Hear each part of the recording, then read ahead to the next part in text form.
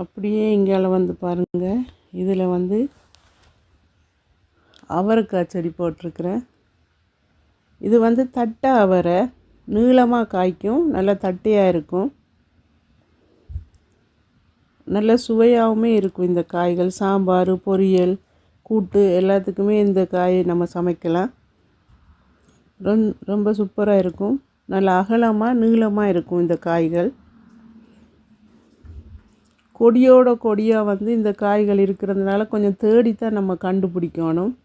நிறைய காய்கள் வந்து கொடியில் நல்லா இலையோட இலையாக பச்சையாக இலைகள் இருக்கிறதுனால இந்த காய்களுமே அப்படி இலையோட இலையாக இருக்கும். ஒரே மாதிரி இருக்கிறதுனால தேடி தேடி கண்டுபிடிச்சி தான் நம்ம அறுவடை பண்ணணும். முத்தி போயிடும் விட்டுட்டிங்கன்னா. ஆனால் முத்தினாலுமே விதையை மட்டும் நம்ம விதையை தனியாக எடுத்து அதோட சேர்த்து சமைக்கலாம்.